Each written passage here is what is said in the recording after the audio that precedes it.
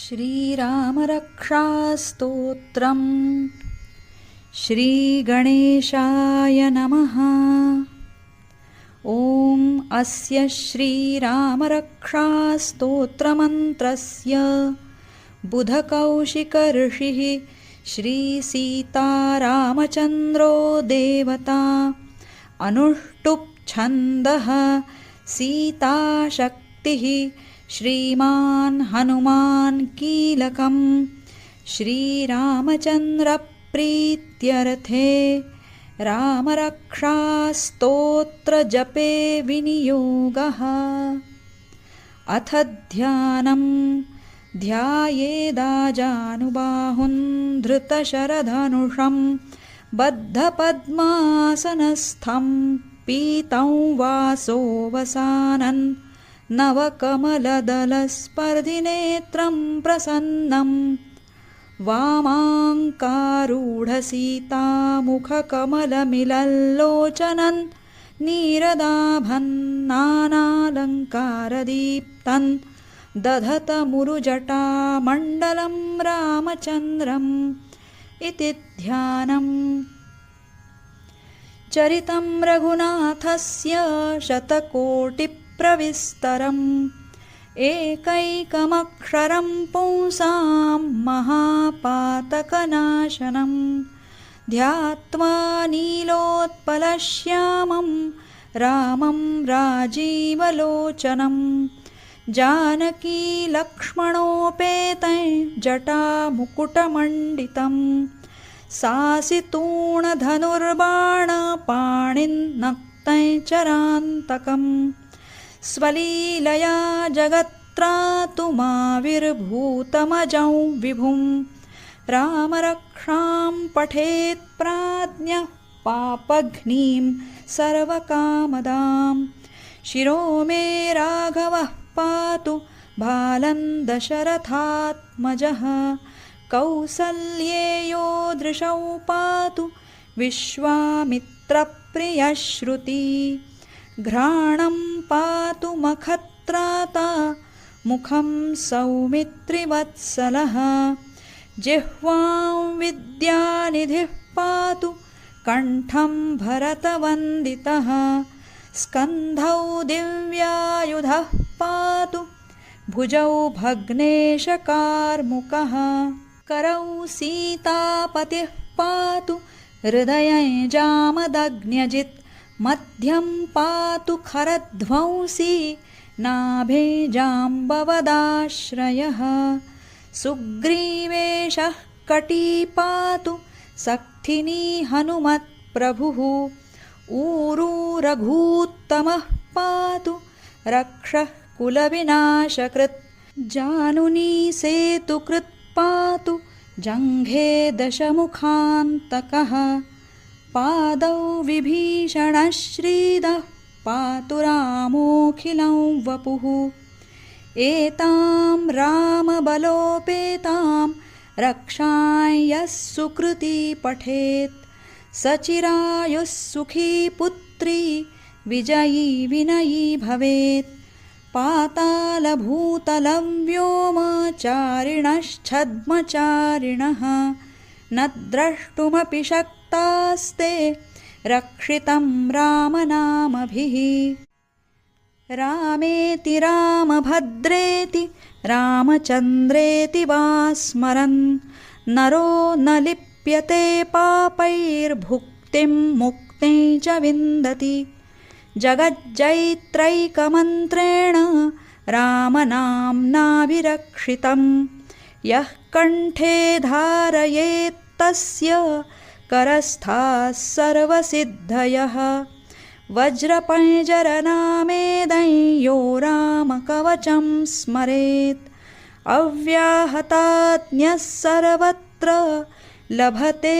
जयमङ्गलम् आदिष्टवान् यथा स्वप्ने राम रक्षामि मां हरः तथा लिखितवान् प्रातः प्रबुद्धो बुधकौशिकः आरामः कल्पवृक्षाणां विरामः सकलापदां अभिरामस्त्रिलोकानां रामः श्रीमान् स नः प्रभुः तरुणौ रूपसम्पन्नौ सुकुमारौ महाबलौ पुण्डरीकविशालाक्षौ चीरकृष्णाजिनाम्बरौ फलमूलाशिनौ दान्तौ तापसौ ब्रह्मचारिणौ पुत्रौ दशरथस्यैतौ भ्रातरौ रामलक्ष्मणौ शरण्यौ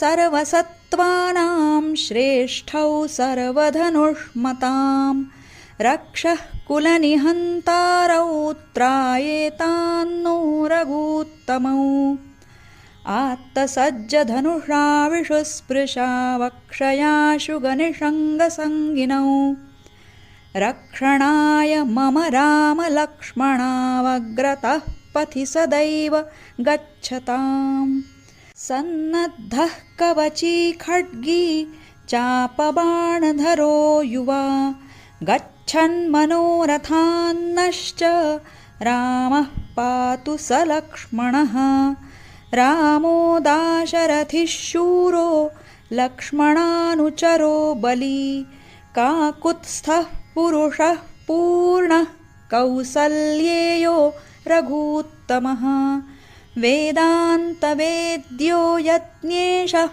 पुराणपुरुषोत्तमः जानकीवल्लभः श्रीमानप्रमेयपराक्रमः इत्येतानि जपन्नित्यं मद्भक्तः श्रद्धयान्वितः अश्वमेधाधिकं पुण्यं सम्प्राप्नोति न संशयः रामं दूर्वादलश्यामं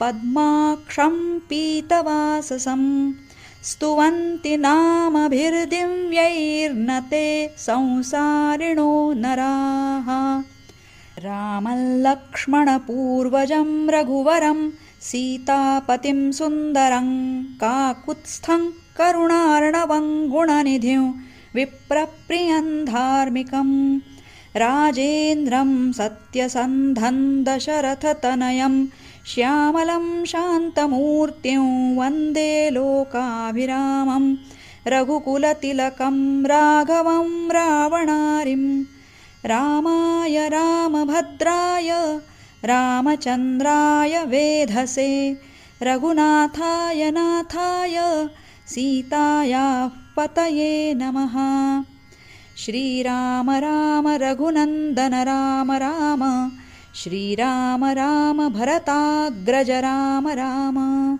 श्रीराम राम रणकर्कश राम राम श्रीराम राम शरणं भव राम राम श्रीरामचन्द्रचरणौ मनसा स्मरामि श्रीरामचन्द्रचरणौ वचसा गृह्णामि श्रीरामचन्द्रचरणौ शिरसा नमामि श्रीरामचन्द्रचरणौ शरणं प्रपद्ये माता रामो मत्पिता रामचन्द्रः स्वामी रामो मत्सखा रामचन्द्रः सर्वस्वं मे रामचन्द्रो दयालुर्नान्ये जाने नैव जाने न जाने दक्षिणे लक्ष्मणो यस्य वामे च जनकात्मजा पुरतो मारुतिर्यस्य तं वन्दे रघुनन्दनं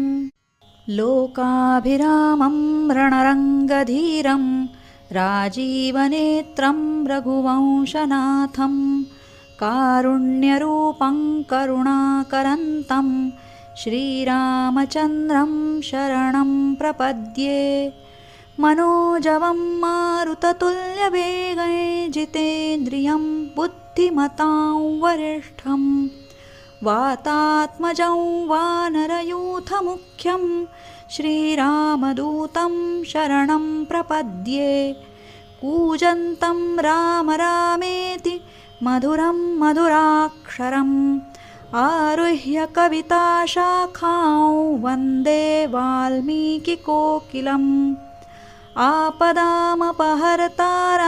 दातारं सर्वसम्पदां लोकाभिरामं श्रीरामं भूयो भूयो नमाम्यहम् भर्जनं भवबीजानामर्जनं सुखसम्पदां तर्जनय्यमदूतानां राम रामेति गर्जनम् रामो राजमणिः सदा विजयते रामं रमेशं भजे रामेणाभिहता निशाचरचमू रामाय तस्मै नमः रामान्नास्ति परायणं परतरं रामस्य दासोऽस्म्यहं रामे चित्तलयः सदा भवतु मे भो राम मामुद्धर राम रामेति रामेति रमे रामे मनोरमे सहस्रनाम तत्तुल्यं रामनाम वरानने इति श्रीबुधकौशिकमुनिविरचितं श्रीरामरक्षास्तोत्रं सम्पूर्णं श्रीसीतारामचन्द्रार्पणमस्तु।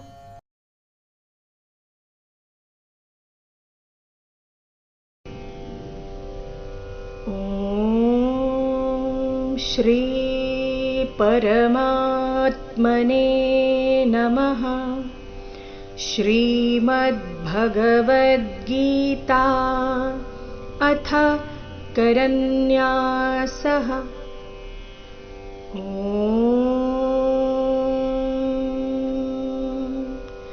अस्य श्रीमद्भगवद्गीता माला मन्त्रस्य भगवान् वेदव्यास ऋषिः अनुष्टुप् छन्दः। श्रीकृष्णः परमात्मा देवता अशोच्यानन्वशोचस्त्वं प्रज्ञावादांश्च भाषसे इति बीजम् सर्वधर्मान् परित्यज्य मामेकं शरणं व्रज इति शक्तिः। अहं त्वा सर्वपापेभ्यो मोक्षयिष्यामि मा शुच इति कीलकम्। नैनं छिन्दन्ति शस्त्राणि नैनं दहति पावक इत्यङ्गुष्ठाभ्यां नमः। न चैनं क्लेदयन्त्यापो न शोषयति मारुत इति तर्जनीभ्यां नमः। अच्छेद्योऽयमदाह्योऽयमक्लेद्यो शोष्य एव च इति मध्यमाभ्यां नमः। नित्यः सर्वगतस्थाणुरचलोऽयं सनातन इत्यनामिकाभ्यां नमः। पश्य मे पार्थरूपाणि शतशोऽथसहस्रश इति कनिष्ठिकाभ्यां नमः।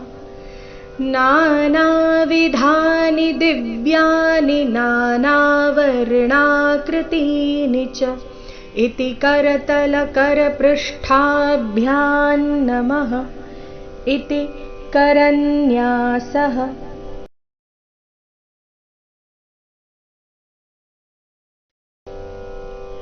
अथ हृदयादिन्यासः। नैनं छिन्दन्ति शस्त्राणि नैनं दहति पावक इति हृदयाय नमः। न चैनं क्लेदयन्त्यापो न शोषयति मारुत इति शिरसे स्वाहा। अच्छेद्योऽयमदाह्योऽयमक्लेद्यो शोष्य एव च इति शिखायैव षट्। नित्यः सर्वगतस्थाणुरचलोऽयं सनातन इति कवचाय हुम्। पश्य मे पार्थरूपाणि शतशोऽथ सहस्रश इति नेत्रत्रयाय वौषट् नानाविधानि दिव्यानि नानावर्णाकृतीनि च इति अस्त्राय फट्।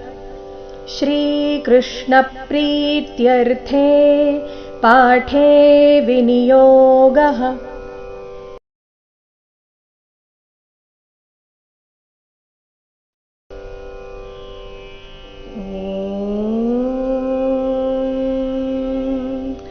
पार्थाय प्रतिबोधितां भगवता नारायणेन स्वयं व्यासेन ग्रथितां पुराणमुनिना मध्ये महाभारतम् अद्वैतामृतवर्षिणीं भगवतीमष्टादशाध्यायिनी मम्ब त्वामनुसन्दधामि भगवद्गीते भवद्वेषिणी। नमोऽस्तु ते व्यासविशालबुद्धे फुल्लारविन्दायतपत्रनेत्र येन त्वया भारततैलपूर्णः प्रज्वालितो ज्ञानमयः प्रदीपः। प्रपन्नपारिजाताय स्तोत्रवेत्रैकपाणये ज्ञानमुद्राय कृष्णाय गीतामृतदुहे नमः। वसुदेवसुतं देवं कंसचाणूरमर्दनं देवकी परमानन्दं कृष्णं वन्दे जगद्गुरुम्। भीष्मद्रोणतटा जयद्रथजला गान्धारनीलोत्पला शल्यग्राहवती कृपेण वहनी कर्णेन वेलाकुला अश्वत्थामविकर्णघोरमकरा दुर्योधनावर्तिनी सोत्तीर्णा खलु पाण्डवैरणनदी कैवर्तकः केशवः। पाराशर्यवचः सरोजममलं गीतार्थगन्धोत्कटन् नानाख्यानककेसरं हरिकथा सम्बोधनाबोधितम्। लोके सज्जनषट्पदैरहरहः पेपीयमानं मुदा भूयाद्भारतपङ्कजं कलिमलप्रध्वंसि न श्रेयसे। मूकं करोति वाचालं पङ्गुल्लङ्घयते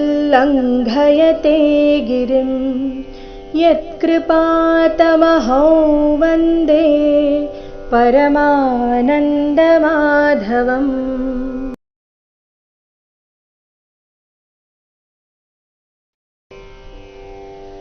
अथ गीतामाहात्म्यम्। गीताशास्त्रमिदं पुण्यं यः पठेत् प्रयतः पुमान् विष्णोः पदमवाप्नोति भयशोकादिवर्जितः। गीताध्ययनशीलस्य प्राणायामपरस्य च नैव सन्ति हि पापानि पूर्वजन्मकृतानि च। मलनिर्मोचनं पुंसां जलस्नानं दिने दिने सकृद्गीताम्भसि स्नानं संसारमलनाशनम्। गीता सुगीता कर्तव्या किमन्यैः शास्त्रविस्तरैः या स्वयं पद्मनाभस्य मुखपद्माद्विनिसृता भारतामृतसर्वस्वं विष्णोर्वक्त्राद्विनिसृतम् गीता गङ्गोदकं पीत्वा पुनर्जन्म न विद्यते सर्वोपनिषदो गावो दोग्धा गोपालनन्दनः पार्थो वत्सः सुधीर्भोक्ता दुग्धं गीतामृतं महत् एकं शास्त्रं देवकीपुत्रगीतमेको देवो देवकीपुत्र एव एको मन्त्रस्तस्य नामानि यानि कर्माप्येकं तस्य देवस्य सेवा।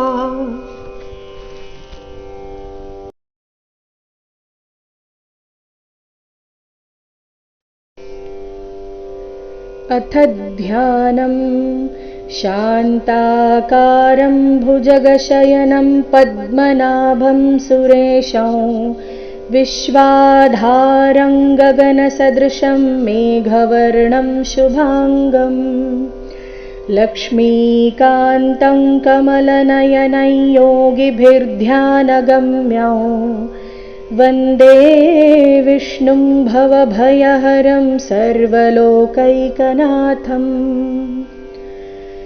यं ब्रह्मा वरुणेन्द्ररुद्रमरुतस्तुन्वन्ति दिव्यैस्तवैर्वेदैः साङ्गपदक्रमोपनिषदैर्गायन्ति यं सामगाः ध्यानावस्थिततद्गतेन मनसा पश्यन्ति यं योगिनो यस्यान्तन्न विदुःसुरासुरगणा देवाय तस्मै नमः।